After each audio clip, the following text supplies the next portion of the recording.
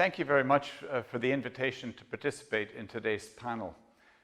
As a northern neighbor and a friend of Ukraine, I can only praise the Ukrainian government's plotted course, the democratic course, and the course towards fighting corruption.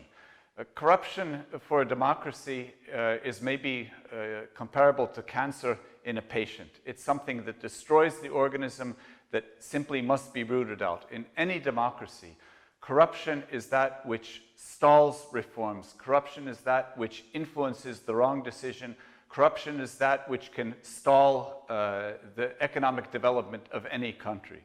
So the Ukrainian government's charted course is the absolute right course to take. I can say that certainly coming from Latvia, we have gone through quite a number of massive reforms in the past 30 years. It is an ongoing effort. It is not a one-time affair, but it's an effort that needs to be taken.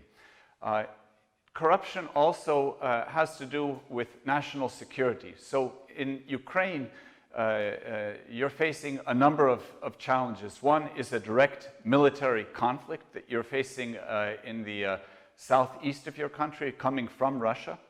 A second element are the cyber and the disinformation attacks that everyone is facing in the Western world, also a lot of it emanating from Russia. And of course, the third, the corruption, also the goals and the origins of the money are very often in the East. And these monies and these efforts are meant to undermine our country's economic development, undermine our country's democratic development.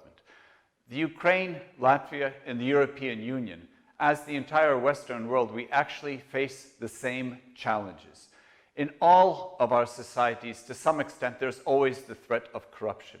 In all of our societies, to some extent, there are ongoing cyber attacks. And in all of our countries, certain to a very visible extent, there are massive disinformation attacks. Whether this is disinformation concerning the coronavirus or the safety of vaccines, or it's disinformation regarding certain policies and economic development the countries need to face, or any number of issues, the disinformation is aimed at dividing our society.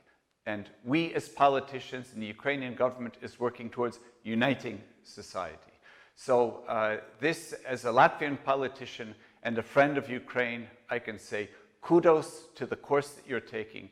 I wish you success and tenacity in holding on to these goals.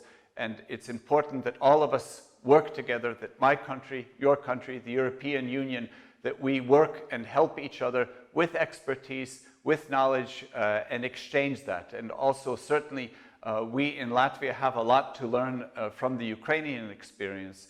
On many levels, you are literally in the front line, and we're looking for all and any ways in which we can support you. All the best to the discussion today. Thank you very much.